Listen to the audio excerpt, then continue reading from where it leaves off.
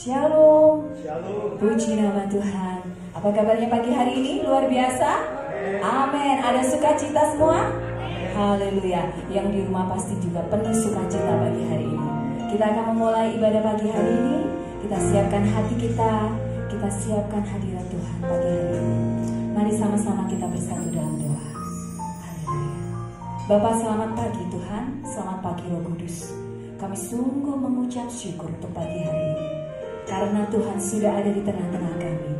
Baik kami yang ada di gereja ataupun kami yang ada di rumah. Kami mau merasakan lawatan Tuhan pagi hari ini. Karena kami percaya Tuhan, hati kami yang rindu pagi hari ini untuk menyembah Engkau sudah Tuhan persiapkan. Ampuni segala dosa dan pelanggaran kami Tuhan. Karena banyak sekali dosa-dosa yang telah kami lakukan. Dan mungkin hidup kami belum sempurna di hadapan Tuhan. Tapi kami percaya pagi hari ini Tuhan melayakkan kami pribadi lepas pribadi. Kami percaya juga Tuhan yang akan melawat setiap kami. Terima kasih Tuhan. Teringat kami akan saudara-saudara kami yang masih dalam perjalanan. Tuhan menghantar mereka sampai di tempat ini sehingga mereka boleh bersekutu dengan kami pagi hari ini Bapa. Terima kasih Bapa. Persiapkan setiap kami pagi hari ini. Berkati ibadah ini dari awal pertengahan hingga akhir. Dengan iman percaya kami hanya di dalam satu nama Tuhan kami Yesus Kristus. Kami percaya dan kami bersyukur. Katakan amin. Haleluya. Siapkan hati kita Bapak dan Ibu. Kita mau tinggikan Tuhan pagi hari ini. Kita mau sembah Dia. Kita mau agungkan Dia. Haleluya. Kami ada pagi hari ini itu karena karunia-Mu Tuhan. Itu karena kebaikan-Mu Tuhan.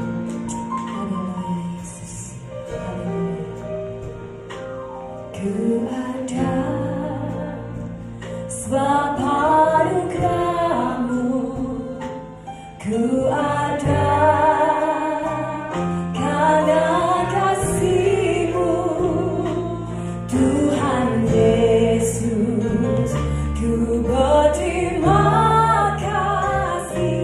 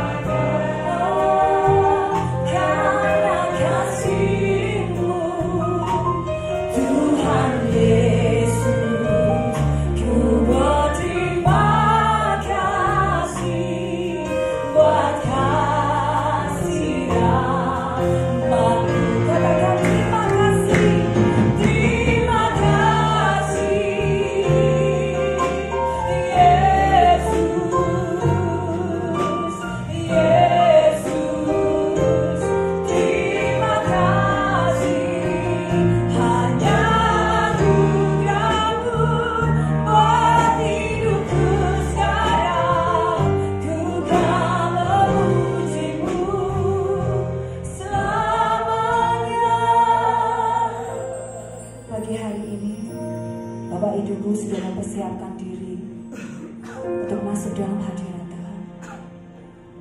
Ucapkan syukurmu pagi hari ini. Katakan bahwa engkau sangat berterima kasih akan kebaikan Tuhan. Ucapkan syukur. Katakan dengan lembut, Tuhan terima kasih Tuhan. Sungguh kami berterima kasih Tuhan. Terima kasih. Angkat tanganmu di hadapan Tuhan. Ini ucapan terima kasih kami Bapa. Karena kasih-Mu Tuhan. Karena anugerah-Mu dalam hidup kami.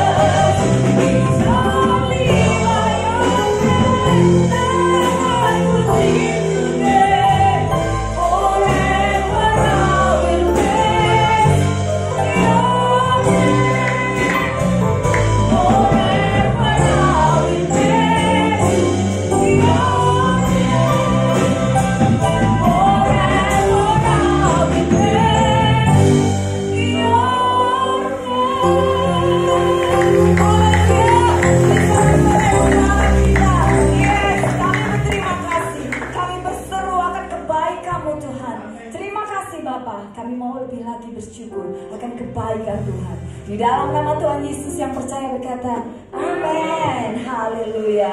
Lihat kanan kirinya dulu. Haleluya. Jangan dibuka maskernya ya. Oke, sudah ingat kanan kirinya? Amin. Haleluya. Ada sukacita tetap pagi hari ini ya? Tetap mau berucap syukur. Amin. Haleluya. Sama-sama kita mengucapkan ucapan ini dengan sukacitamu. Haleluya. Yes.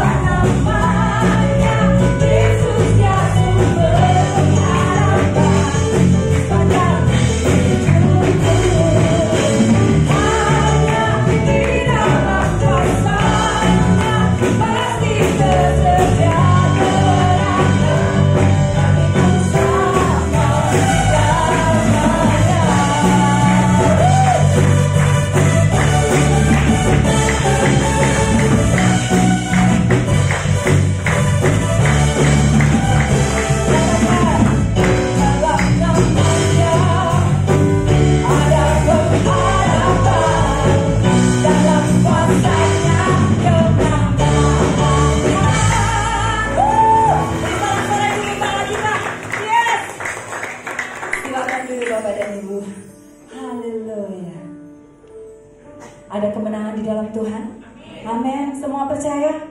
Haleluya. Sudah siapkan hati kita untuk mendengarkan firman Tuhan pagi hari ini? Kita percaya ada sesuatu baru pagi hari ini yang Tuhan berikan untuk kita.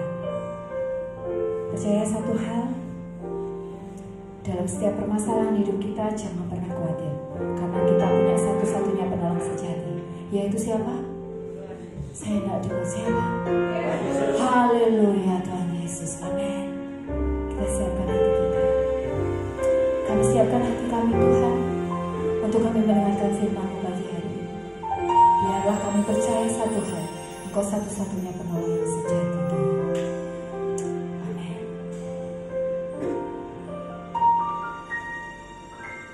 Dalam setiap persoalanku,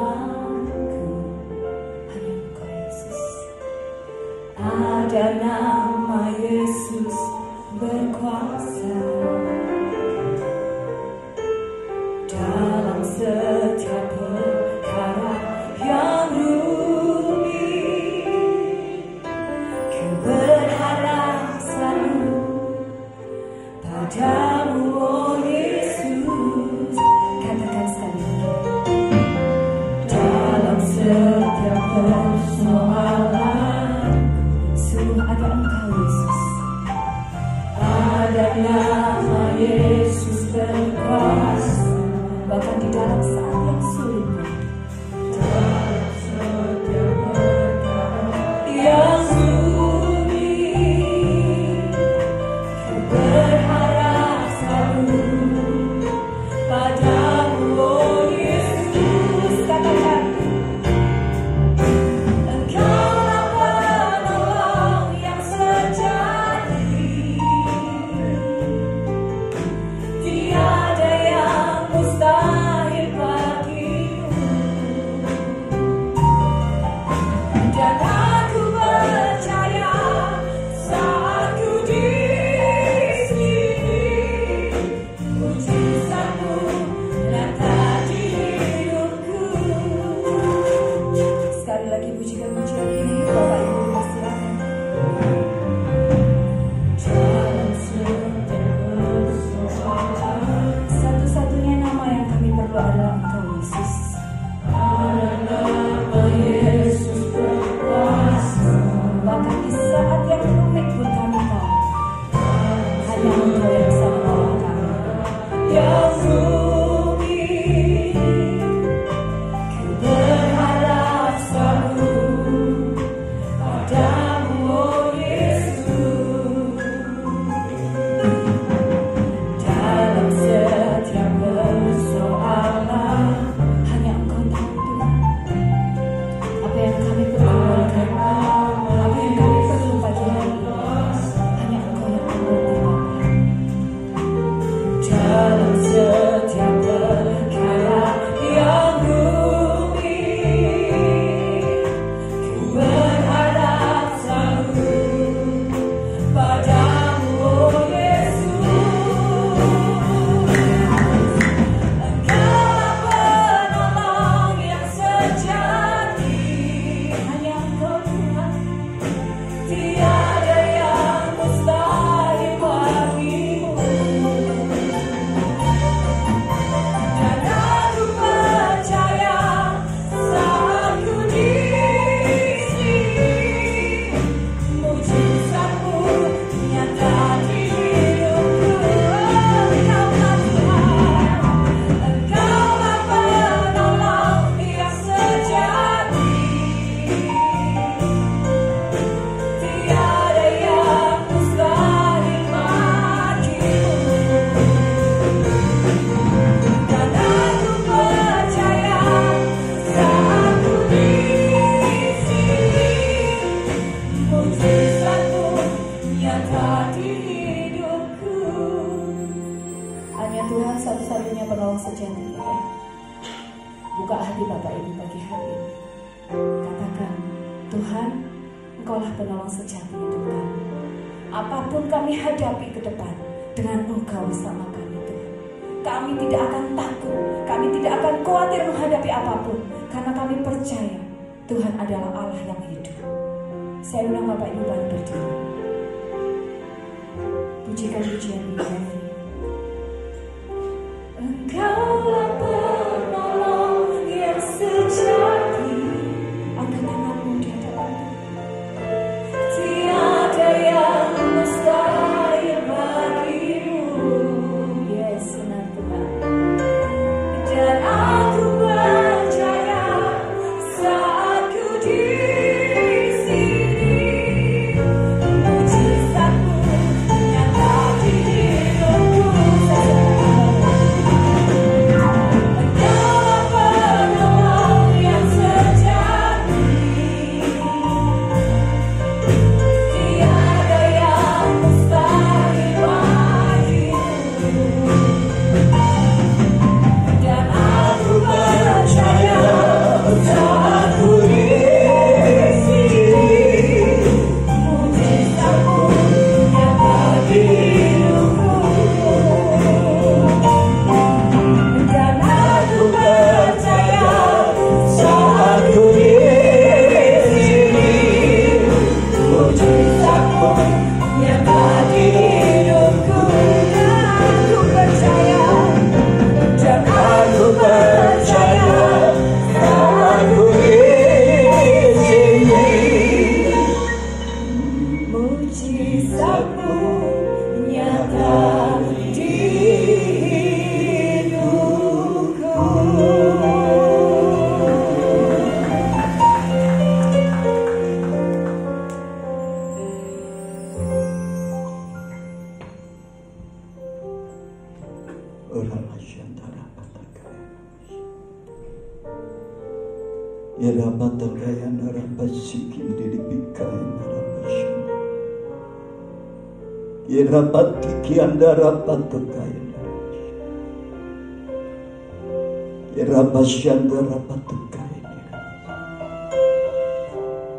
Roh Kudus berfirmanlah di tengah-tengah kami.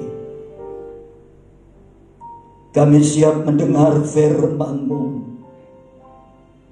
Kami siap untuk menyimpan firman-Mu. Kami siap untuk melakukan firman-Mu. Engkau akan membawa dan menuntun kami, Tuhan, dari kemenangan kepada kemenangan. Biarlah pada pagi hari ini, Tuhan, roh hikmat yang daripada Allah menguasai hati dan pikiran kami, sehingga pada saat firman-Mu disampaikan, Tuhan, kami boleh mengerti apa yang menjadi maksud Tuhan di dalam setiap kehidupan kami. Roh Kudus, tenggelamkan kami di dalam kasih karunia-Mu, supaya pada pagi hari kami boleh memiliki ketajaman di dalam roh kami untuk menangkap isi hati Bapa bagi kami. Ada satu rencana yang indah yang Engkau sedang kerjakan di dalam setiap pribadi kami. Engkau akan membawa kami, Tuhan, menjadi anak-anak-Mu yang berkemenangan di dalam mempertahankan iman percaya kami sampai pada akhir hidup kami. Engkau tetap mendapati kami adalah orang yang setia kepadamu. Roh Kudus, tuntunlah kami. Dengan firman-Mu, Engkau akan menyatakan isi hati Bapa bagi kami. Terpujilah nama-Mu, Bapa. Biarlah segala pujian, penyembahan yang kami sudah naikkan di hadapan hadirat-Mu akan merupakan dupa yang harum, yang menyukakan hati Bapa. Di dalam nama Tuhan Yesus Kristus, isilah bejana hati kami dengan firman-Mu pagi hari ini. Roh Kudus, berfirmanlah Tuhan. Kami siap untuk mendengar isi hati Bapa. Urapi setiap telinga yang mendengar, urapi hati dan pikiran kami sehingga semuanya boleh tertuju kepadamu, Bapa. Urapi hamba-Mu ya Roh Kudus, karena tanpa Engkau hamba-Mu tidak ada apa-apanya. Pagilah lidah bibir hamba-Mu untuk menyampaikan apa yang menjadi isi hati Bapa pagi hari ini. Terpujilah nama Allah yang kami sembah di dalam nama Tuhan Yesus Kristus. Tuhan dan Juru Selamat kami, Allah penebus kami yang ajaib. Terima kasih Bapa, terpuji namamu, haleluya. Yang siap terima firman Tuhan katakan amin. Silakan duduk saudaraku. Shalom. Puji Tuhan saudaraku, ini kasih Tuhan. Saya katakan kepada saudara bahwa hari-hari ini adalah hari merupakan peperangan rohani dalam kehidupan setiap manusia. Apapun agama mereka, saat ini di seluruh dunia sedang menghadapi sebuah gejolak, tekanan yang cukup serius yang didalami oleh pekerjaan iblis. Nah saudaraku, kalau setiap orang Kristen kita nggak sadar bahwa hari-hari ini kita sedang ada di sebuah peperangan yang dikerjakan dan didalami oleh iblis, saudara dan saya akan menjadi orang Kristen yang akan mudah dikalahkan hari-hari ini, dan iman saudara dan saya akan mudah dihancurkan dan dibuat tidak berdaya oleh kuasa iblis ini. Itulah sebabnya saudaraku, saya katakan hari-hari ini adalah hari-hari yang cukup serius. Karena apa? Karena orang Kristen hari-hari ini harus mengenal strategi bagaimana iblis itu bekerja. Ya. Di dalam sebuah negara yang sedang berperang dengan negara lain, yang perlu dikerjakan oleh sebuah negara seperti yang terjadi antara Cina dengan India beberapa hari yang lalu, antara Israel dengan Hizbullah dari Lebanon. Saudara, yang perlu dikerjakan oleh setiap manusia, setiap pemerintahan, khususnya angkatan bersenjata, yang perlu dikerjakan yang pertama adalah mengukur kekuatan lawan.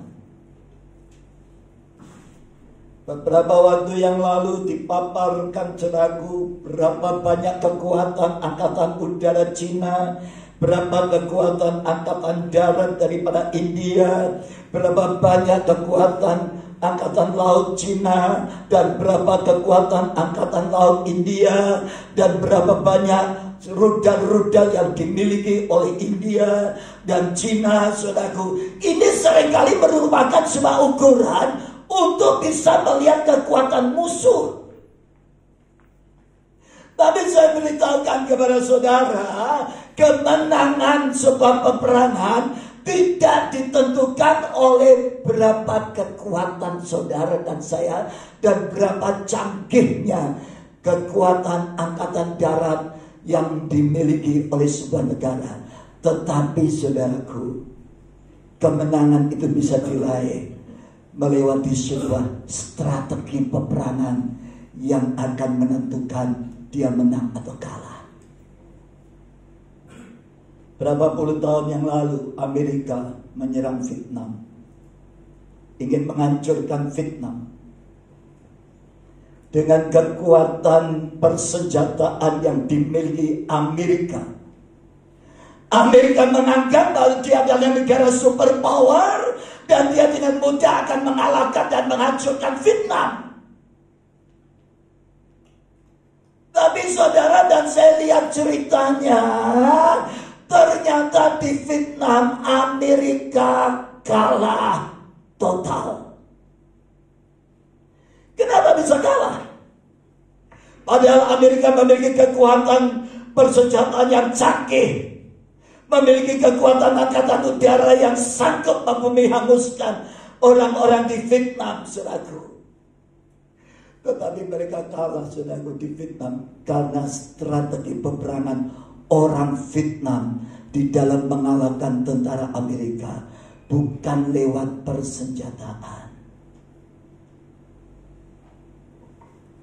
Semak-semak belukar bisa menjadi sebuah bunker.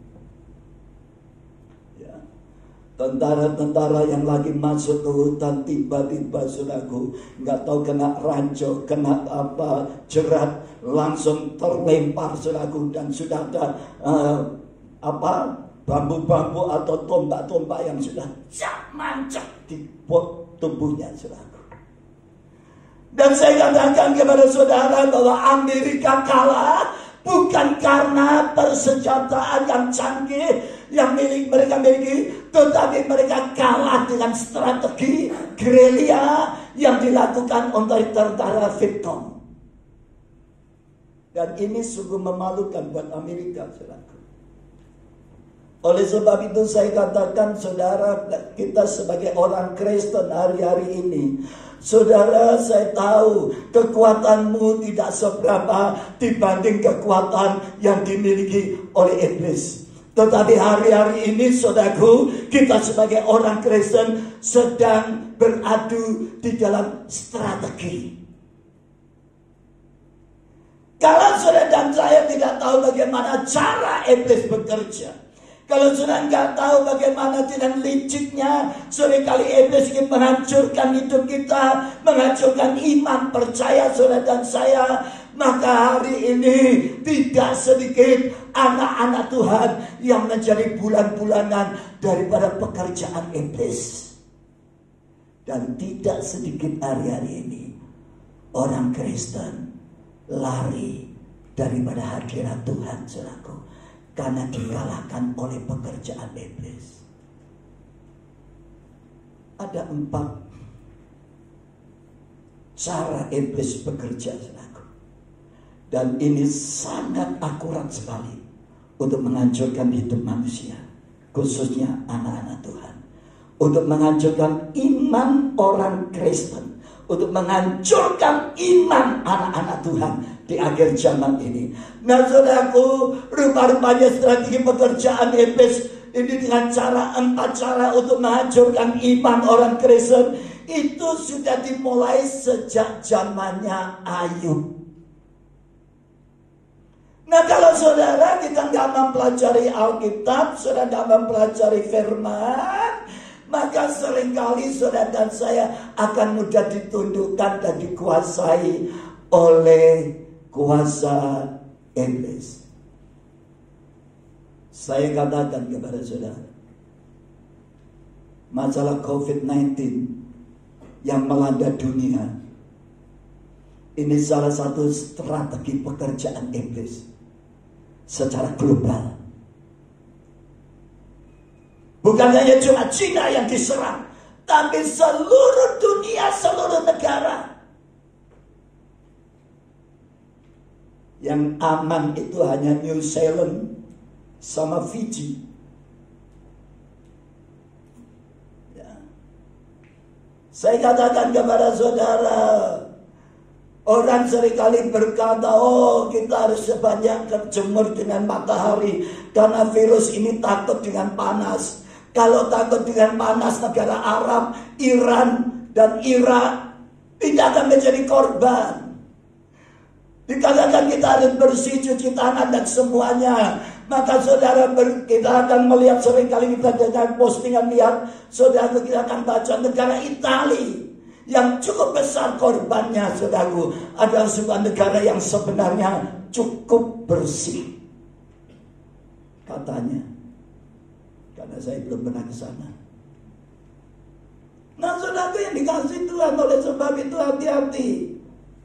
Ya, karena hal ini seringkali dipakai oleh iblis menjadi sebuah strategi untuk menghancurkan hidup orang beragama di seluruh muka bumi. Yang pertama kita akan lihat, saudara, ya, di dalam kitab Ayub, pasal yang pertama ayat 6.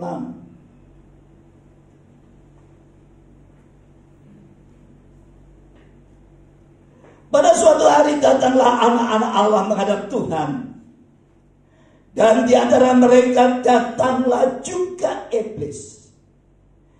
Maka bertanyalah Tuhan kepada iblis, dari mana engkau? Lalu jawab iblis, sedang perhatikan, dari perjalanan mengelilingi dan menjelajahi bumi, bukan cuma Indonesia. Jadi kerjaannya iblis ini menjelajahi, mengelilingi bumi. Dan apa yang terjadi, saudaraku? Maka virus corona ini dilepaskan oleh iblis, saudaraku, seluruh bumi. Ya, karena ini pekerjaan iblis. Setiap saat itu dia berjalan mengelilingi bumi, menjelajahi bumi. Lalu dikatakan oleh firman Tuhan, lalu bertanyalah Tuhan kepada iblis, apakah engkau memperhatikan hambaku Ayub? Sebab tidak ada seorang pun di bumi seperti dia, yang demikian saleh dan jujur, yang takut akan Allah dan menjauhi kejahatan. Lalu jawab iblis kepada Tuhan, apakah dengan tidak mendapat apa-apa Ayub akan takut akan Allah? Bukankah engkau membuat makar sekeliling dia dan rumahnya, serta segala yang dimilikinya, dan apa yang dikerjakannya telah kau berikan, telah kau berkati, dan apa yang dimilikinya makin bertambah di negeri itu. Tetapi ulurkanlah tanganmu dan jamalah segala yang dipunyainya, ia pasti mengutuki engkau di hadapanmu. Maka Tuhan berfirman kepada iblis, nah segala yang dipunyainya ada dalam kuasamu, hanya janganlah engkau mengulurkan tanganmu terhadap dirinya. Kemudian pergilah iblis dari hadapan Tuhan. Saya berkata kepada saudara, kalau Tuhan tidak izinkan iblis untuk melepaskan virus corona ini, maka tidak akan pernah terjadi. Dunia akan tetap aman. Jadi kalau saat ini banyak korban di negara-negara, saudaraku, yang pertama menduduki ranking adalah Indonesia, saudaraku. Yang kemudian yang kedua adalah Amerika. Nah, saudaraku yang dikasihi Tuhan, kalau saat ini saudara mendengar yang jadi korban, tidak sedikit pendeta, hamba-hamba Tuhan tidak sedikit, Ustadz Kiai tidak sedikit, Habib tidak sedikit yang jadi korban. Orang Kristen tidak sedikit yang jadi korban. Oleh sebab itu saya katakan, seringkali kita orang boleh berpikir, saudaraku, kalau pendeta aja bisa kena COVID, orang kaya bisa kena COVID, dokter yang menangani, yang sudah pakai pakaian begitu rapinya, ketatnya, sampai rasanya itu sudah meraih sempurna dengan masker yang standarnya, saudaraku, ya, diuji secara klinis tidak mungkin ditembus oleh virus. Tapi berapa banyak, saudaraku, dokter dan perawat yang menjadi korban. Beberapa hari kemarin, saudaraku, saya dapat postingan WA, saudaraku. Kenapa COVID ini sekarang menghantam orang-orang kaya? Yang saya cukup heran, saudaraku, istrinya yang punya ABC. Istrinya Pak Pujo, saya kenal, saudaraku, yang punya ABC. Pak Pujo ini yang bagian food di ABC. Ya, Pak Husin itu yang paling tua ini, yang bagian ini baterai. Kalau Pak Hamid ini bagian tisu, bagian tengko, kerating dain, itu punyanya Pak Hamid Joyolegoro. Jadi 3 keluarga ini saya kenal. Kemarin saya dapat berita istrinya baru pulang nyalon, makanya hati-hati, saudaraku. Hari ini salon sepi. Karena orang banyak takut, saudaraku, gripat, facial, takut, saudaraku. Ya. Apa yang terjadi, saudaraku? Baru pulang nyalon kena COVID, dibawa ke rumah sakit, saudaraku, harus mengikuti protokol kesehatan. Terjadi sesuatu, saudaraku, sampai akhirnya tertunda, terbengkalai sampai nggak nututi, meninggal, saudaraku, masih muda. Dan saya katakan kepada saudara, hari-hari ini saudara jangan berpikir, saudaraku, bahwa COVID ini bukan pekerjaan iblis. Tetapi inilah caranya iblis sedang bekerja. Supaya apa?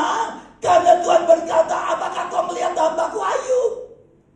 Karena tidak ada orang yang saleh seperti dia. Orang yang takut akan Allah. Orang yang jujur. Orang yang menjauhi kejahatan. Saudara, ini kasih Tuhan, apa yang terjadi, saudara? Iblis berkata, selama ini kau memagari dia. Ya, coba angkat pagar itu. Ya, apakah dia tidak akan mengutuki engkau? Jadi pekerjaan iblis sampai hari ini adalah akan mengupas setiap orang-orang yang setia, setiap orang-orang Kristen, anak-anak Tuhan, saudaraku, akan diubah menjadi pemberontak-pemberontak di hadapan Tuhan. Karena masalah-masalah yang diizinkan Tuhan dikerjakan oleh iblis menghantam setiap anak Tuhan. Iblis paling gak suka, saudaraku, kalau melihat ada orangnya, orang saleh, orang jujur, orang yang takut akan Tuhan, orang yang menjauhi kejahatan. Ini kerjaan iblis ingin menghancurkan sampai hari ini, saudaraku. Makanya sudah saatnya setiap anak Tuhan, engkau berdoa, Tuhan, supaya engkau berdoa dipagari pekerjaanmu, dipagari keluargamu, dipagari kesehatan saudara. Supaya pagar dari Tuhan itu jangan sampai diangkat dari kita. Sebab selama saudara dan saya di dalam pagar perlindungan Tuhan, iblis tidak bisa berbuat apa-apa. Amin. Tetapi iblis selalu minta izin dengan Tuhan untuk supaya pagar itu diangkat. Tapi kalau Tuhan izinkan, berarti Tuhan akan memberikan kekuatan kepada saudara dan saya untuk menghadapi setiap tantangan, masalah, kesulitan hidup yang terjadi di dalam diri kita. Amin. Jadi saya katakan kepada saudara, kenapa pendeta bisa mati? Pendeta, wakil gembala, pendeta sama istrinya dan jemaatnya. Di Bandung banyak yang meninggal. Kemudian kemarin rekan sekerja kami, ketua sinode kami yang lama, Pak Leo, juga meninggal karena COVID. Kalau ini terjadi sesuatu yang tidak baik, kalau itu terjadi atas hidup setiap anak-anak Tuhan, berarti semuanya itu tidak terlepas dari seizin Tuhan terjadi. Jadi kalau suatu saat saudara dan saya menghadapi situasi seperti yang terjadi di dalam kitab Ayub ini, saudara minta supaya pagar perlindungan tetap menyertai saudara dan saya. Dan saudara dan saya juga minta juga kiranya Roh Kudus akan tetap menyertai kita, memberikan kekuatan dikala kita sedang mengalami kelemahan, dan kita minta Roh Kudus tidak meninggalkan kita. Daud berkata, aku hanya minta satu, jangan rohmu menjauh daripadaku, kata Daud. Amin. Lalu apa pada saat Tuhan izinkan itu terjadi sesuai dengan permintaan iblis, lalu Tuhan mengangkat pagar yang melindungi Ayub. Sudah percaya? Di tempat ini engkau dipagari Tuhan. Rumah tanggamu dipagari Tuhan. Kesehatanmu dipagari Tuhan. Engkau percaya? setiap anak Tuhan, engkau dipagari. Amin. Dan kalau saatnya Tuhan izinkan pagar itu diangkat, yang pertama apa yang dikerjakan oleh iblis, yang dari hari ini sangat dominan sekali, yang saat ini sungguh merupakan sebuah cara yang akurat sekali untuk menghancurkan iman orang Kristen. Yang pertama kita lihat, kita baca ayat seterusnya. Ayat 13. Pada suatu hari ketika anak-anaknya laki-laki dan perempuan makan-makan dan minum di rumah saudaranya yang sulung, datanglah seorang pesuruh kepada Ayub dan berkata, sedang lembu sapi membajak dan keledai-keledai betina makan rumput di sebelahnya, datanglah orang-orang Seba menyerang dan merampas serta memukul penjaganya dengan mata pedang. Hanya aku sendiri yang luput sehingga dapat memberitahukan itu kepada Tuhan. Sementara orang itu berbicara, datanglah orang lain dan berkata, api telah menyambar dari langit dan membakar serta memakan habis kambing, domba dan penjaga-penjaga. Hanya aku sendiri yang luput sehingga dapat memberitahukan hal itu kepada Tuhan. Sementara orang itu berbicara, datanglah orang lain dan berkata, orang-orang Kasdim membentuk 3 pasukan, lalu menyerbu unta-unta dan merampasnya serta memukul penjaganya dengan mata pedang. Hanya aku sendiri yang luput sehingga dapat memberitahukan hal itu kepada Tuhan. Saudara yang dikasihi Tuhan, begitu iblis diberi kesempatan oleh Tuhan, pagar yang melindungi Ayub dan keluarganya, yang melindungi kehidupan keluarga ini sehingga keluarga ini terpelihara, makin hari makin diberkati, makin hari makin kaya, dan kekayaannya makin hari makin bertambah-tambah. Lalu iblis melakukan sebuah strategi, saudaraku. Yang pertama dia berpikir, kalau Ayub dibuat jatuh miskin, kalau Ayub dibuat dalam kekurangan, pasti dia akan mengutuk Tuhan. Makanya dalam waktu sekejap, apa yang dimiliki oleh Ayub ludes. Kambing, domba, unta, lembu, sapi dalam waktu sekejap habis dirampok. Dan juga terjadi iblis menurunkan api dari langit untuk membakar semua ternak yang dimiliki oleh Ayub. Dan anehnya, saudaraku, setiap kejadian itu, saudaraku, selalu iblis menyisakan satu orang yang terluput. Saya berdoa supaya saudara jemaat yang hadir pada pagi hari, engkau adalah orang-orang yang diluputkan dari malapetaka. Amin. Sehingga saudara dan saya bisa memberitahukan kedahsyatan Allah. Itulah sebabnya saya beritahukan kepada saudara, iblis menghancurkan strategi dengan strateginya untuk menghancurkan kekuatan ekonomi. Dan saudara, hari ini lewat virus corona, semua negara resesi. Amin. Berapa triliun yang disediakan oleh Pak Jokowi, pemerintah Indonesia, untuk mengatasi pandemi COVID-19 ini, saudaraku? Ratusan triliun, saudaraku. Ikut duit kabel.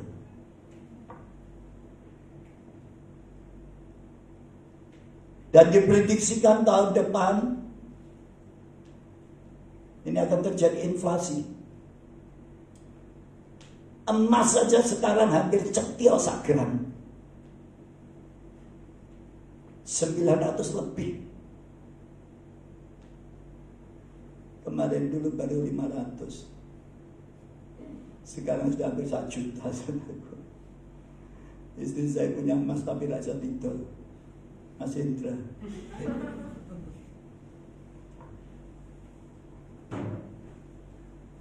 Saudara, ini kasih Tuhan saya beritahukan kepada saudara. Dunia sekarang sedang dilanda dengan resesi ekonomi akibat virus. Dan berapa banyak perusahaan-perusahaan bangkrut. Dan banyak karyawan-karyawan yang di PHK. Oleh sebab itu saudara bersyukur kalau sampai saat ini saudara tidak termasuk orang yang terpilih di PHK. Berarti Tuhan lagi masih berpihak kepadamu. Amin. Syukur itu.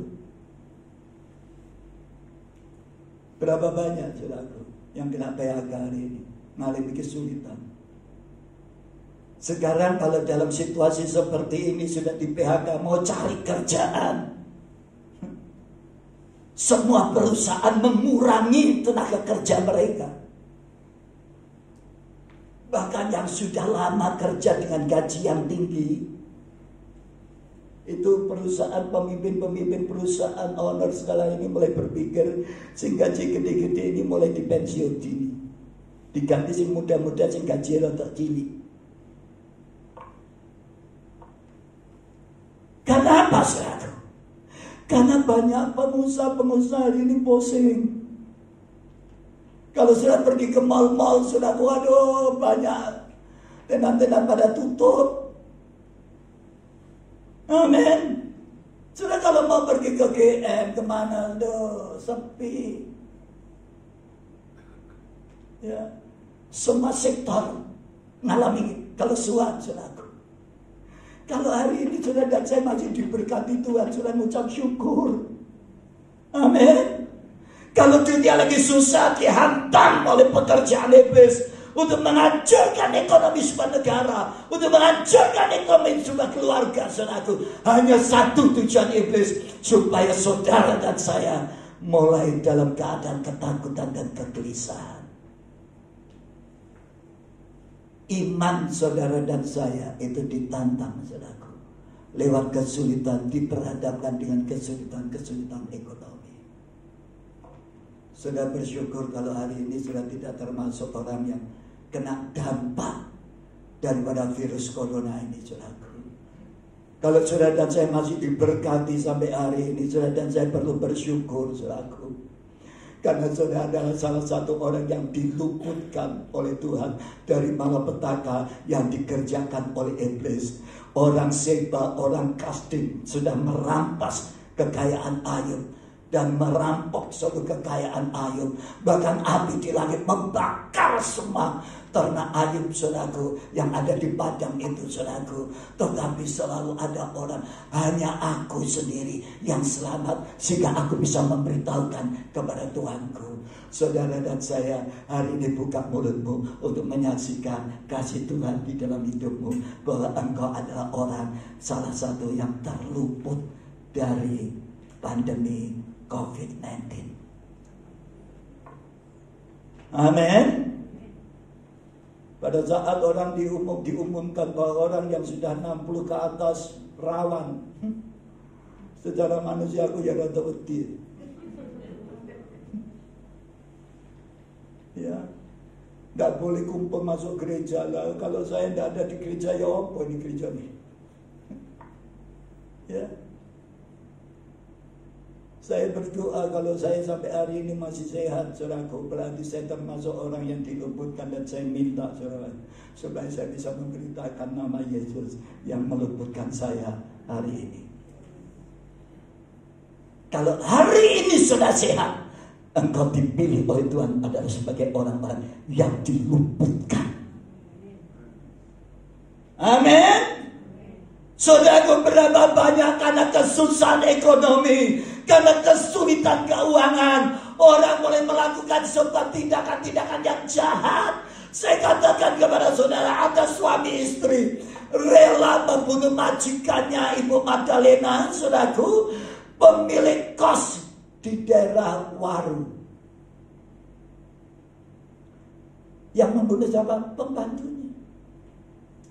Pembantunya masuk kamar ngambil perhiasan majikannya. Pada waktu mau masuk kamar, ini nyonyanya Ibu Magdalena bangun, saudaraku. Dan pada waktu bangun, saudaraku, oh dia dalam ketakutan, saudaraku. Apa yang dia lakukan? Dia lakukan segala sesuatu yang dia tikam itu Ibu Magdalena dengan gunting 6 kali, saudaraku. Sampai akhirnya Ibu Magdalena itu meninggal. Dan ternyata wanita pembantu ini dibantu oleh suaminya. Dan hari ini mereka kena pasal berlapis dengan ancaman hukuman 15 tahun. Saudara yang dikasih Tuhan, oleh sebab itu saya katakan, saudaraku, kesulitan ekonomi, kesulitan keuangan bisa membuat gelap mata, sehingga manusia lupa kalau dia adalah orang yang bertakwa kepada Allah, orang yang setia kepada Tuhan. Oleh sebab itu saya katakan kepada saudara, hari-hari ini, saudaraku, yang dilakukan oleh iblis yang pertama seperti yang dilakukan oleh Ayub. Seluruh dunia dibuat goncang masalah ekonomi. Bahkan yang lebih mengerikan, Amerika itu punya hutang sama Cina, gak sedikit, saudaraku. Tapi Amerika ini kendel, wani ngemplang di Cina. Donald Trump berkata, kami tidak akan membayar. Dan hari ini banyak orang-orang Cina di Amerika, saudaraku, yang dihajar, dianiaya di jalan-jalan, di tokonya dimasukin orang-orang Amerika, kulit putih, kulit hitam, dipukulin, saudaraku. Dunia sedang goncang-ganjing, saudaraku, karena masalah kesulitan resesi yang hari ini terjadi. Kita berdoa untuk Indonesia, supaya resesi ini tidak membuat makin parah. Maka kesenjangan sosial akan membuat banyak orang tidak puas. Dan dikhawatirkan tahun 98 akan terulang kembali di Indonesia. Gereja harus berdoa sungguh-sungguh, anak Tuhan harus berdoa. Jangan mendoakan dirimu sendiri, tapi doakan supaya Indonesia tetap di dalam perlindungan Tuhan.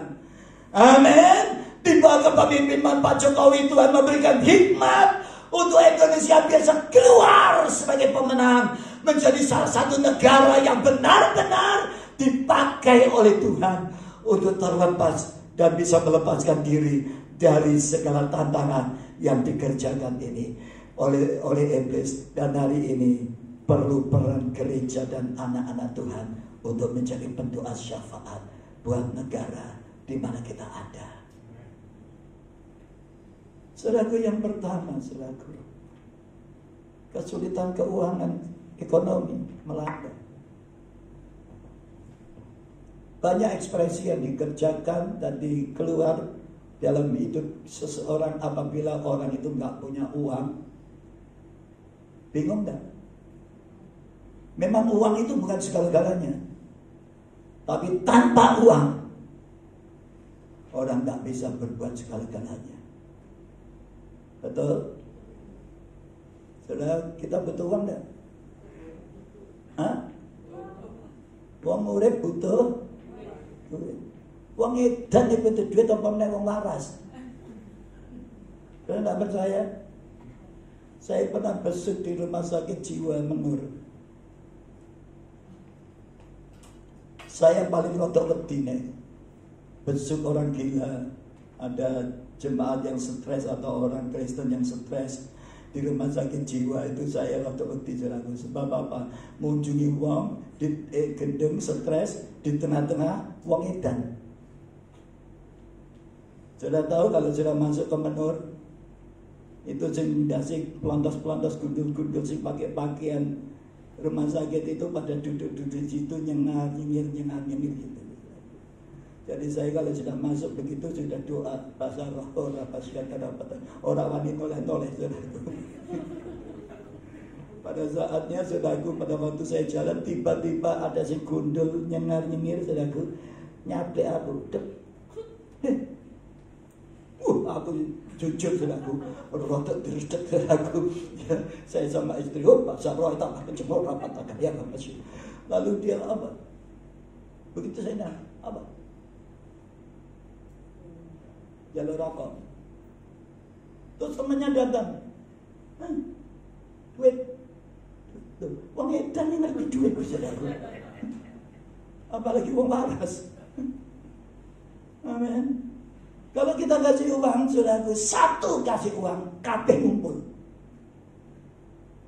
Nah saudaraku, yang dikasih Tuhan oleh sebab itu saya katakan banyak ekspresi yang ditunjukkan saat manusia di dalam keadaan resesi saudaraku, di dalam keadaan kesulitan ekonomi. Oh saudaraku, banyak orang mulai berontak di hadapan Tuhan saudaraku. Saya mengalami hal yang pernah saya alami tahun 67. Di mana bapak saya bangkrut dari usaha dia. Dulu dia adalah seorang pengusaha mebel yang terbesar di Jepara. Mama saya, waduh, tiap saat tunggu berlian saudaraku. Ada tukang yang jual jarik, jual pakaian sambil bawa berlian. Selalu dari Kudus datang ke Jepara. Mama saya ditawani markis, ditawani cincin, ditawani ini tusuk konde, ditawani ini apa nih peniti. Waduh, rentetan suwenan mamaku. Mamaku nek duit akeh guyune buanter. Termasuk kita. Tapi satu hari bapak saya minta mau berjalan, mau alih profesi. Dari pengusaha mebel, papi saya kepingin jadi pengusaha rokok. Pertama mami saya tidak setuju, saudaraku. Mebel aja sudah cukup jaya, saudaraku.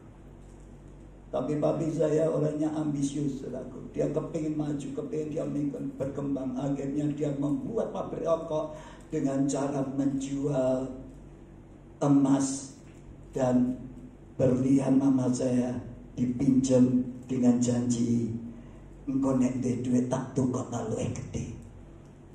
Wanita nek dijanjani gini dikekno, tapi nek ndak mbok janjani ndak bakal dikekno.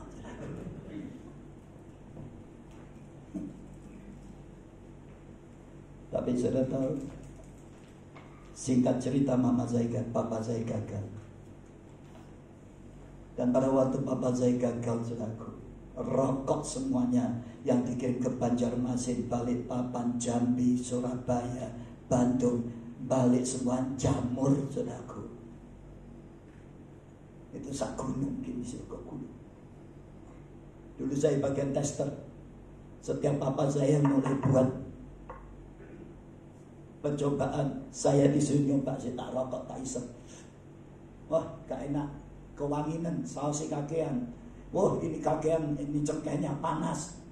Jadi sampai satu hari papa saya bisa menciptakan rokok dengan rasa sukun dari Kudus, saudaraku. Akhirnya dia produksi, saudaraku. Dia lupa, saudaraku. Kenapa orang yang merokok itu sulit mengalami kelepasan? Sudah tahu? Saya merokok tahun 55 dan lepas baru tahun 76. Apa yang terjadi, saudaraku? Setiap pabrik rokok itu, rokok dan tembakau dan cengkeh itu harus disemprot dengan alkohol. Papa saya enggak. Itu sausnya dicampur dengan banyu sama air, disemprot, saudaraku. Langsung dilinting. Dia datangkan tukang linting dari Kudus, saudaraku. Apa yang terjadi saudaraku, sampai beberapa saat kemudian ada telepon datang dari dari Banjarmasin, dari Jambi, dari Palembang, dari Bandung, dari Surabaya, mau dikembalikan semua. Bapak saya langsung lemes saudaraku. Dan akhirnya semua rokok itu dibuka, semua kuning jamur kabeh saudaraku. Dan saudara tahu, mama saya gak siap menghadapi ini saudara.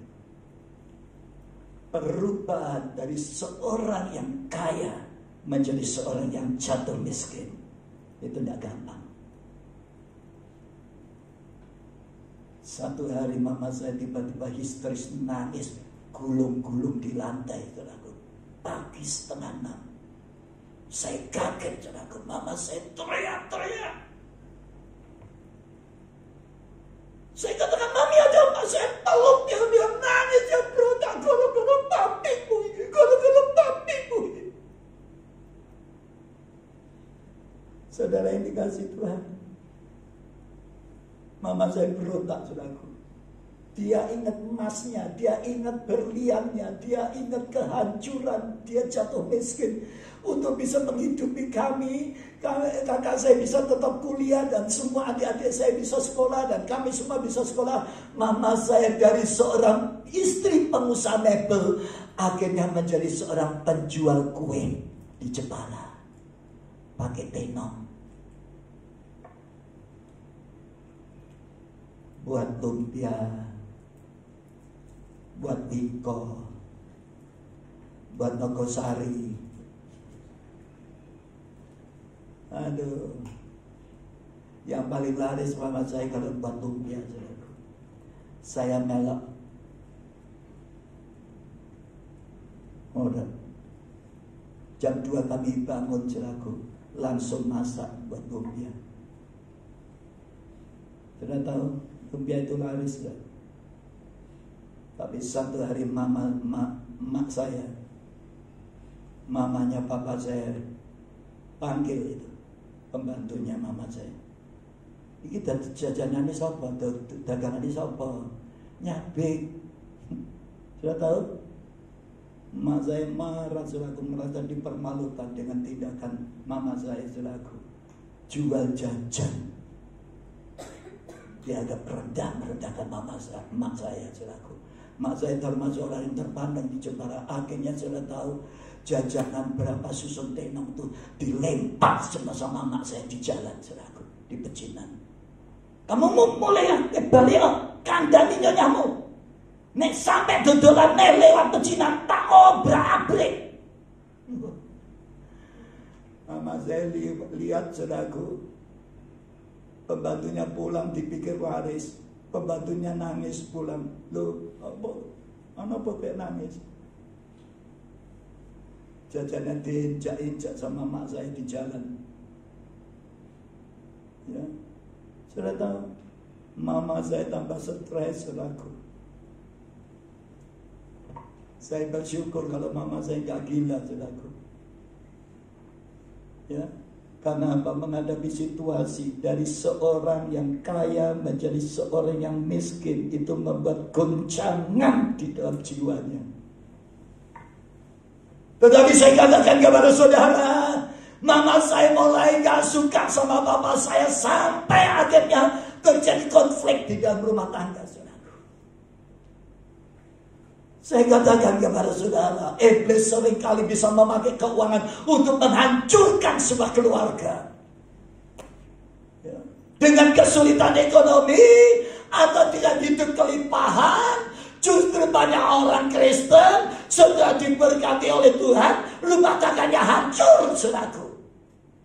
Seringkali iblis pakai uang untuk menghancurkan banyak iman orang percaya.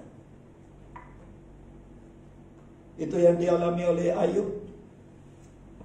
Begitu pagar perlindungannya diangkat oleh Tuhan, yang pertama iblis lakukan menghancurkan sektor ekonomi, keuangan, penghasilan daripada Ayub. Yang kedua, saudara,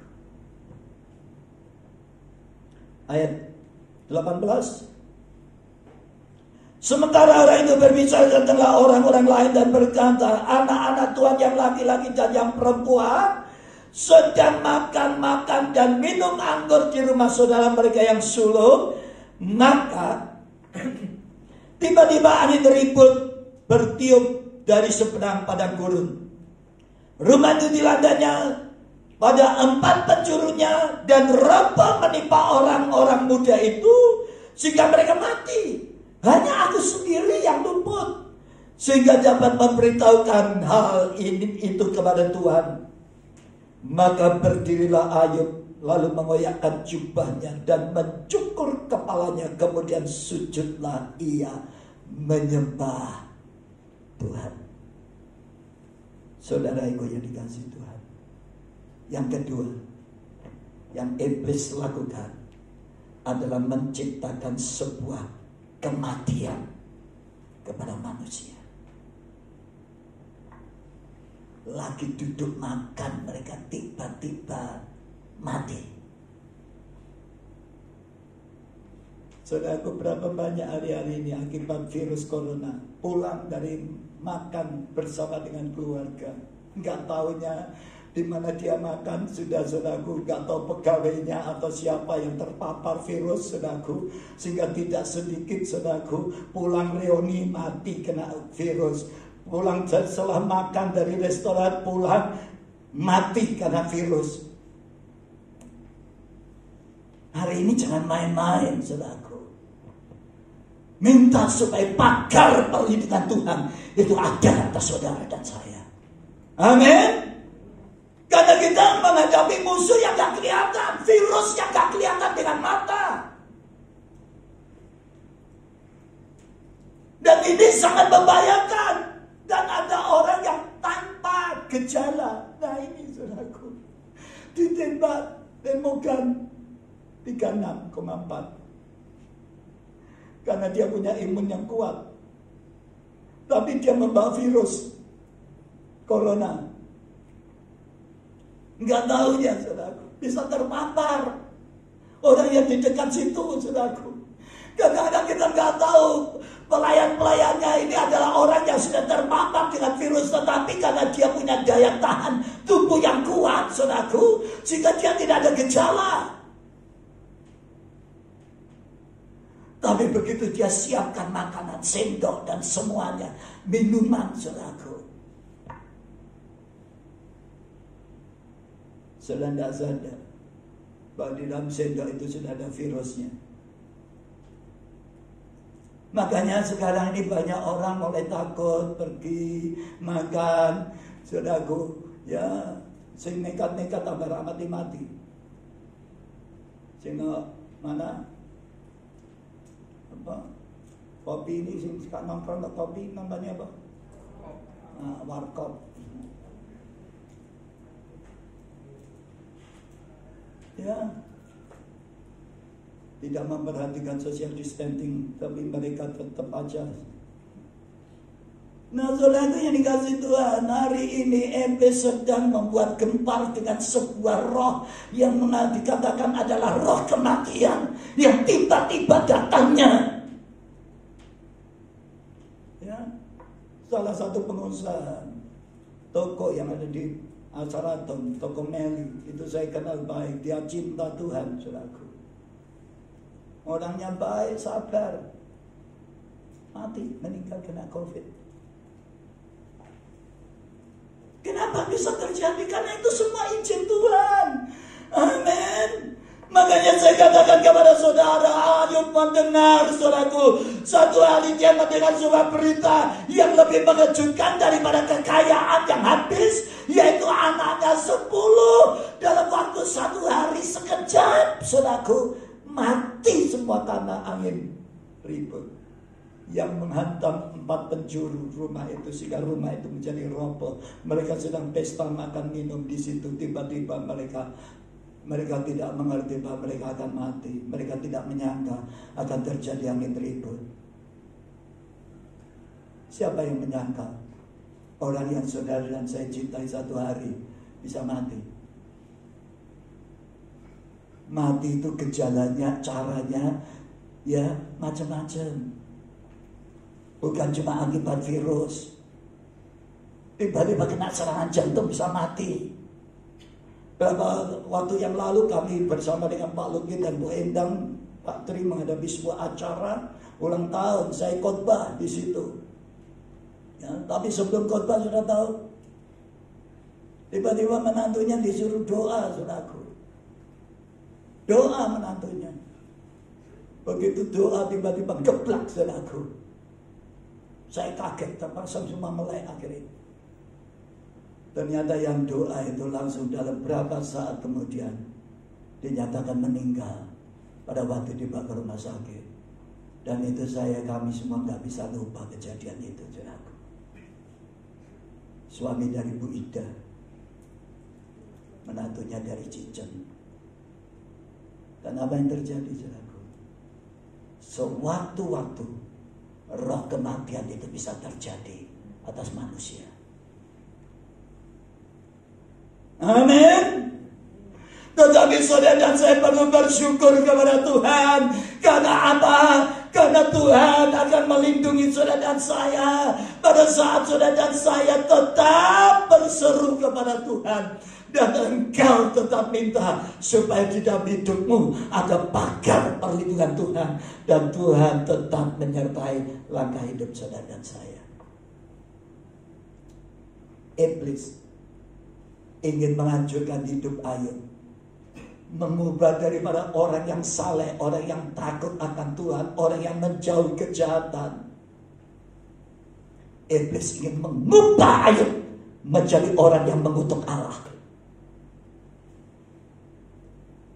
Pada saat Ayub mendengar berita ini, saudaraku, secara manusia dia siap, saudaraku. Buktinya apa? Dia merobek jubahnya, dan dia cukur rambutnya, dan dia taruh abu di atas kepalanya sebagai rasa berkabung. Lalu dia sujud menyembah Tuhan. Ini loh yang Tuhan cari. Orang Kristen masih pun dihantam dengan masalah-masalah.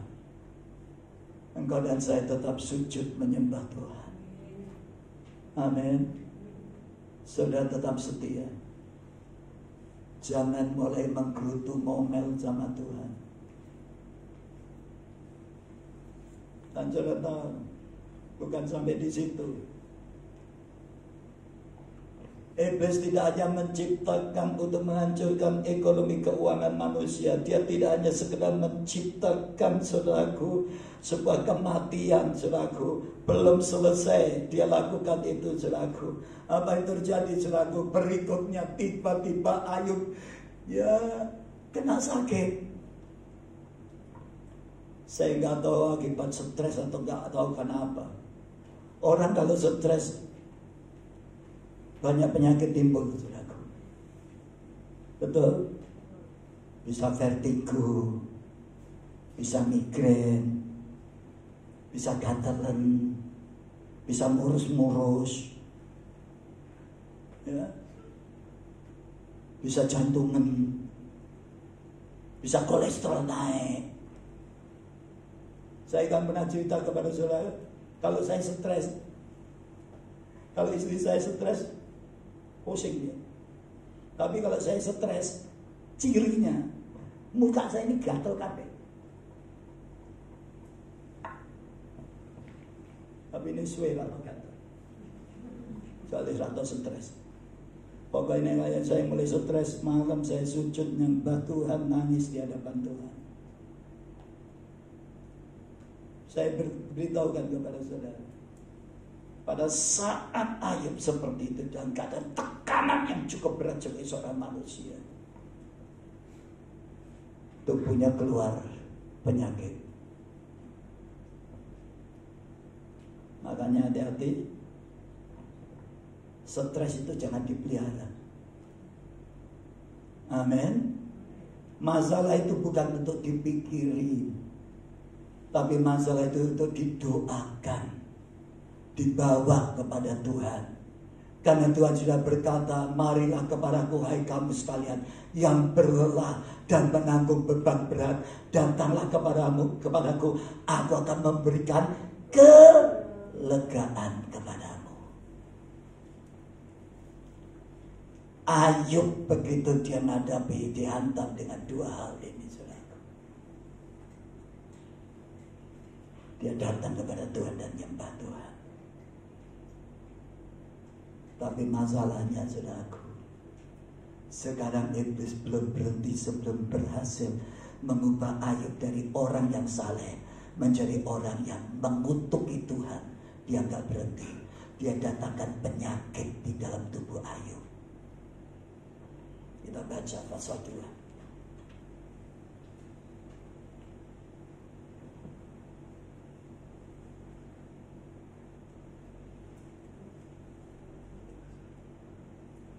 Ayat yang ke-8, ayat yang ke-6.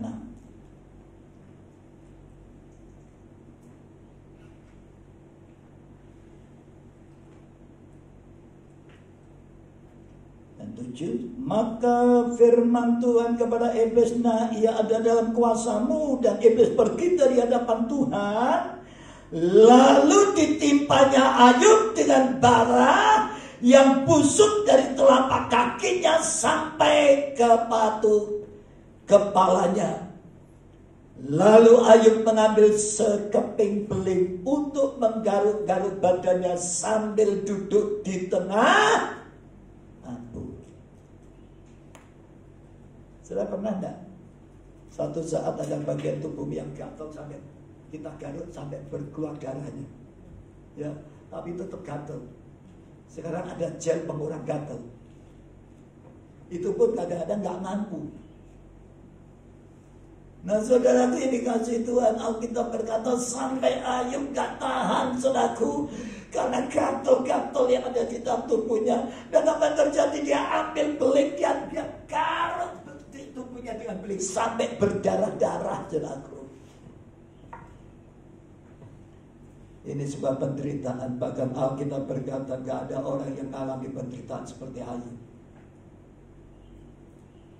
Dan apa yang terjadi, saudaraku? Dalam keadaan yang seperti itu, Ayub tetap melekat dengan Allah. Ayub tetap setia kepada Allah. Dia tetap menyembah, mengucap syukur kepada Tuhan. Tetapi ada satu pribadi yang tidak tahan melihat itu. Melihat tekanan-tekanan dan kesusahan-kesusahan penderitaan yang dialami, saudaraku. Itu gak tahan, saudaraku. Oleh sebab itu iblis memakai istri Ayub untuk membuat Ayub tambah stres, saudaraku. Saya harap di sini tidak ada istri yang justru suami sudah stres tambah ditekan. Amin. Gak ada. Di sini tak perlu api-api. Amin. Begitu istri Ayub melihat Ayub dalam keadaan menderita seperti itu, dia berkata, masihkah engkau bertekun kepada Allahmu? Kutukilah Allahmu. Kalau memang Dia Allah yang baik, kenapa engkau diizinkan alami seperti ini? Kalau Tuhan itu baik, kenapa kita diizinkan menderita? Kenapa kalau Tuhan baik itu kita diizinkan bangkrut, miskin? Kenapa kalau Tuhan izinkan terjadi, Tuhan itu baik, kenapa anak-anak kita mati? Istri Ayub gak kuat, saudara, menghadapi beban hidup seperti ini, tekanan. Akhirnya iblis mulai menguasai hati dan pikirannya dan membuat dia mulai dengan kata-katanya berkata, masihkah engkau bertekun kepada Allahmu? Masihkah engkau bertekun di dalam kesalehanmu? Kutukilah Allahmu. Ayub ngomong apa? Kamu berbicara seperti perempuan. Saudara yang ngomong kan?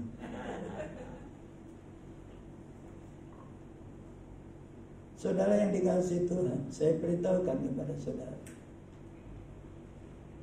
berapa banyak sekarang ini istri-istri yang seringkali mendatangkan tekanan di dalam kehidupan para suami, dan juga suami yang dipakai oleh iblis untuk mendatangkan tekanan-tekanan di dalam hidup istrinya. Karena apa, saudaraku? Karena yang ketiga, keempat ini, saudaraku, saya katakan. Kita baca ya. Ayat 9. Maka berkatalah istrinya, masih bertekunlah dalam kesalehanmu, kutukilah Allahmu dan matilah.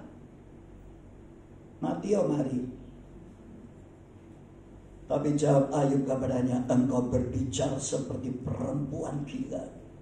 Apakah kita mau menerima yang baik dari Allah, tetapi tidak mau menerima yang buruk? Dalam kesemuanya ini Ayub tidak berbuat dosa dengan bibirnya. Saudara, ini kasih Tuhan, hari-hari ini Tuhan ingin saudara hati-hati dengan perkataan saudara dan saya.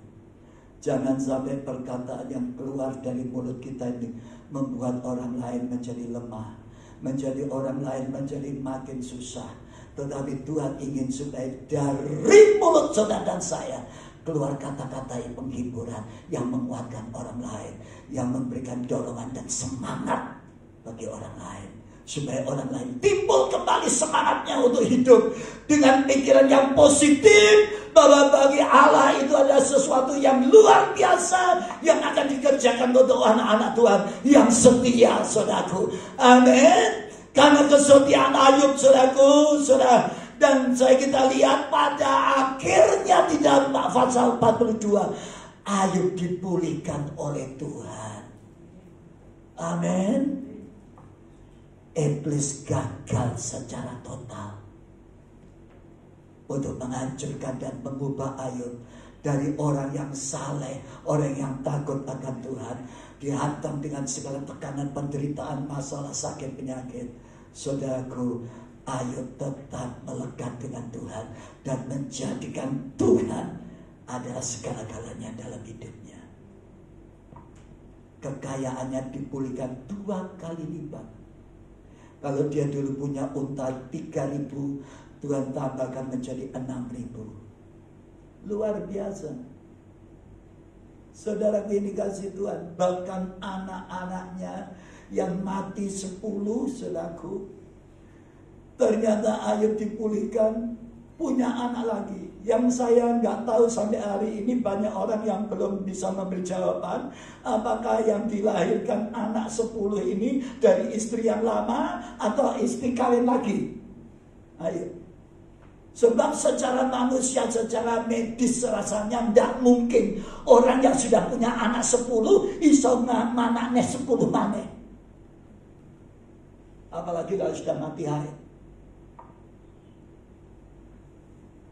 Tapi dikatakan firman Tuhan, anak-anak Ayub lebih cantik-cantik. Salah satunya Karen Hapuk, wanita tercantik, saudaraku. Dan apa yang terjadi, saudaraku? Ayub mengalami pemulihan karena apa? Di dalam tekanan-tekanan yang iblis kerjakan, saudaraku, Ayub tetap setia. Dan saya beritahukan kepada saudara, hari ini iblis menciptakan namanya virus corona untuk mendatangkan sakit, penyakit. Dan saya tahu lewat cerita orang-orang yang sembuh dari COVID-19 ini, saudaraku, penderitaannya itu tidak main-main, saudaraku. 14 hari mereka diisolasi. Dan saya tahu kesaksian mereka itu, saudaraku, aduh, ngeri.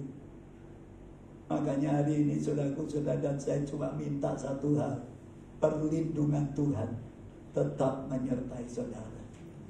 Saudara, berapa banyak orang menjadi takut ke gereja, takut beribadah. Dulunya dia adalah orang-orang jemaat yang setia, jemaat yang saleh. Tapi karena virus ini, saudaraku, banyak orang Kristen yang dulunya setia, saleh, sekarang menjadi seleh. Amin. Dan saudara, sampai hari ini belum banyak gereja yang buka ibadah. Banyak yang belum berani ibadah sampai hari ini. Makanya saya selalu berdoa. Pada waktu beberapa hari yang kemarin saya hampir goncang saudaraku. Saya berkata sudah tutup dulu aja. Ya, karena Pak Leo aja mati karena virus. Waduh. Tapi pada saat saya doa pagi saudaraku, saya sembahyang, Tuhan berkata saudaraku, apakah kamu gak yakin akan perlindunganku atasmu dan atas semua jemaatmu yang aku percayakan kepadamu? Saudaraku, saya berdoa cuma satu, minta supaya jemaat dilindungi. Jadi ini kalau doa setiap malam sama kami, dia ini pendoa syafaat luar biasa. Ya, dia selalu berdoa, jemaat JKI Bos, jangan Tuhan, saya jadi minta satu syarat, minta satu syarat, supaya jemaat JKI Bos tidak ada satu yang kena COVID Tuhan. Itu loh cucu saya naik doa. Kalau doa sampai nangis loh. Saya nggak percaya, istri saya ngomong, kalau dia doa sampai nangis. Tadi malam tak lihat, nangis bener saudaraku, keluar air mata. Cuma dia kepingin supaya jemaat JKI Family Blessing Bos ini tidak ada satu pun yang kena corona. Amin. Semuanya sehat. Amin. Oleh sebab itu jangan ditipu oleh iblis yang memberikan roh ketakutan sampai mengubah orang yang saleh menjadi orang yang tidak suka beribadah kepada Tuhan karena takut mati. Padahal kita pasti mati satu saat. Amin. Saya berkata kepada istri saya, kapanpun Tuhan panggil saya siap. Ya. Apalagi sudah tua, siap. Apa itu? Yang penting kita bisa mengakhiri garis akhir sampai selesai, finish. Kita tetap setia melekat dengan Tuhan. Tuhan memberkati. Saya sudah bertugas berjalan untuk maju ke depan.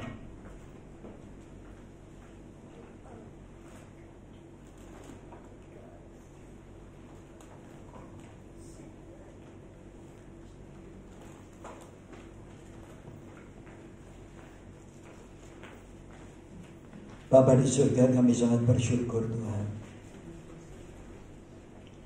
Engkau berikan kami roh kewaspadaan untuk mendeteksi setiap strategi pekerjaan iblis yang ingin menghancurkan iman kami, yang akan mengubah kehidupan kami dari orang yang setia, yang saleh karena ibadah kami, menjadi orang-orang yang takut beribadah kepada Tuhan.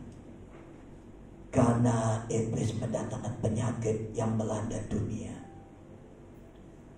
Ini pekerjaan iblis yang selalu menjelajah bumi.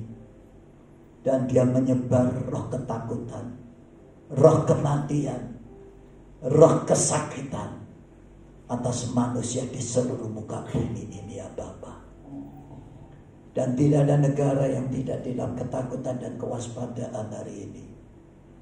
Oleh sebab itu Bapa, kami berdoa biar firman-Mu pada pagi hari ini mengingatkan setiap kami, supaya pada saat iblis melakukan strateginya untuk menghancurkan hidup kami, iman kami, maka kami tahu bagaimana kami boleh menjadi pemenang. Kami boleh mematahkan setiap pekerjaan iblis karena kami tahu cara iblis bekerja. Maka kami mau Tuhan, semua sektor di dalam hidup kami berdoa kiranya Tuhan pakai. Terpujilah nama-Mu Bapa. Di hadapan kami ada tubuh dan darah-Mu Tuhan Yesus.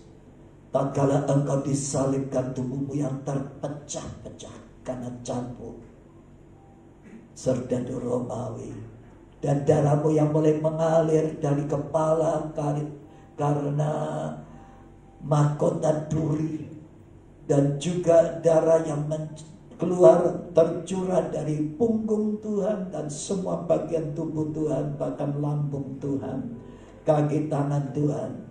Biarlah pagi ini darah-Mu akan menyucikan hidup kami Tuhan.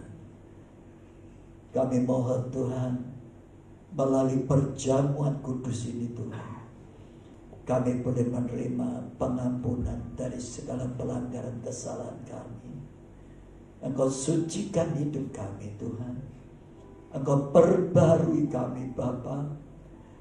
Kiranya Roh Kudus dan firman itu akan menuntun kami, supaya di dalam menjalani kehidupan ini, Tuhan tetap menyertai kami. Semua sidang jemaat, baik yang di rumah maupun yang ada di tempat ini pagi hari ini, semua keluarga mereka diberkati. Usaha pekerjaan mereka dipagari, tetap dipagari. Anak-anak mereka dipagari. Kesehatan kami dipagari. Rumah tangga kami dipagari. Sehingga iblis tidak mendatangkan perpecahan di dalam rumah tangga kami, karena pendapat yang berbeda ya Bapa, di dalam menilai Tuhan secara pribadi lewat kesusahan. Terima kasih Bapa. Engkau kuduskan para hamba-hambamu kami semua. Berkati roti dan anggur ini di dalam nama Tuhan Yesus, sehingga pada waktu kami terima, kami imani, inilah tubuhmu yang terpecah-pecah karena kami, dan inilah darahmu yang tercurah karena dosa dan kesalahan kami. Terima kasih Tuhan Yesus. Engkau rela mati di kayu salib untuk supaya memberikan kami kehidupan yang kekal. Dan Engkau telah bangkit karena Engkau Tuhan telah mengalahkan kuasa kematian, sehingga kebangkitanmu itu menjadi yang sulung bagi kami. Dan kami percaya orang yang beriman, yakin, percaya kepada Tuhan tidak akan mengalami kematian kekal. Tetapi kami bersyukur karena kasih-Mu menyelamatkan kami Tuhan. Terpujilah nama-Mu Bapa. Kami siap menerima tubuh dan darah-Mu dalam nama Tuhan Yesus. Yang siap terima tubuh dan darah Tuhan katakan amin. Sukacitaku penuh, ku bermasmur bagimu, karena ku tahu ku telah ditebus oleh curahan darah-Mu. Ku menari bagimu, ku memuji nama-Mu, karena ku tahu ku berkemenangan oleh curahan darah-Mu. Yang sudah terima Tuhan dan Tuhan silakan. Darah-Mu Yesus sucikan daku, darah-Mu Yesus bebaskanku, darah-Mu Yesus ubahkan daku, ku dijadikan baru. Darah-Mu Yesus sucikan daku, darah-Mu Yesus bebaskanku, darah-Mu Yesus ubahkan daku, ku dijadikan baru.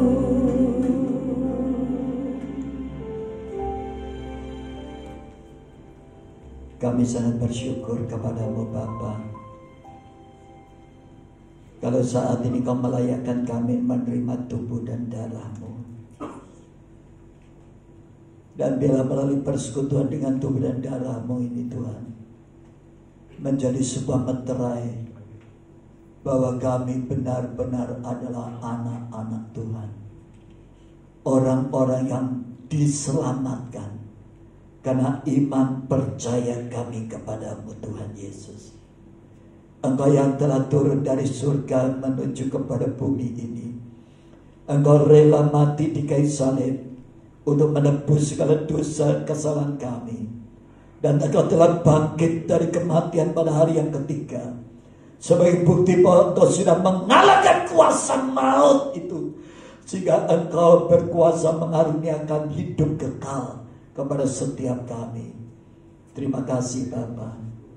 Kami sangat bersyukur bahwa oleh karena kasih-Mu, Engkau rela mati bagi kami Tuhan. Engkau rela teraniaya, menderita bagi kami Tuhan. Terima kasih. Oleh karena bilur-bilur-Mu Tuhan kami disembuhkan. Karena darah-Mu kami menerima penyucian dan pengampunan dosa. Terima kasih Tuhan.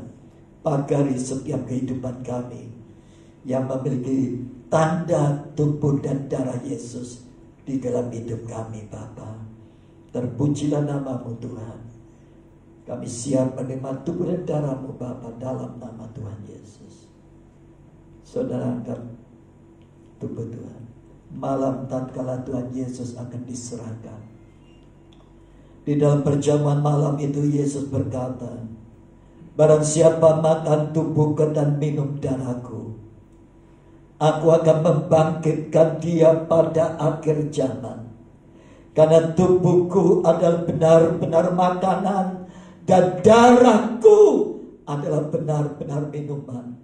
Barang siapa makan tubuhku dan minum darahku, ia tinggal di dalam aku dan aku di dalam dia. Jemaat yang dikasihi Tuhan, bukankah roti yang kita pecah-pecahkan adalah persekutuan dengan tubuh Kristus? Amin. Makanlah. Haleluya.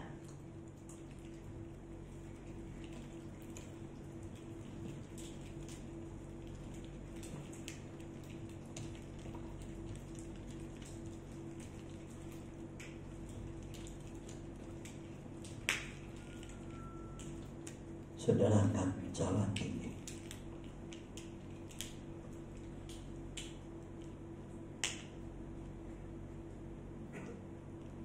Setelah makan, Yesus mengambil cawan. Lalu ia berkata, inilah cawan perjanjian baru yang dimeteraikan oleh darahku. Sebab setiap kali kamu makan roti ini dan minum dari cawan ini, sesungguhnya engkau memperingati kesengsaraanku sampai aku datang untuk kedua kalinya. Jemaat yang dikasihi Tuhan, bukankah cawan yang kita ucapkan syukur adalah persekutuan dengan darah Kristus? Amin. Minumlah.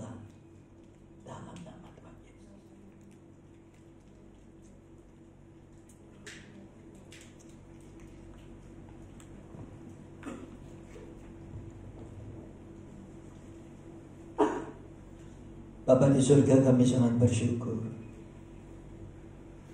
Kami sudah menerima persekutuan dengan tubuh dan darah-Mu Bapa. Kami bersyukur karena kami yakin melalui tubuh dan darah-Mu kami boleh menerima pembaruan, penyucian dari dosa pelanggaran kami yang sebulan telah kami lakukan. Baik dengan sengaja maupun tidak sengaja, Tuhan Kau ampuni kami Tuhan.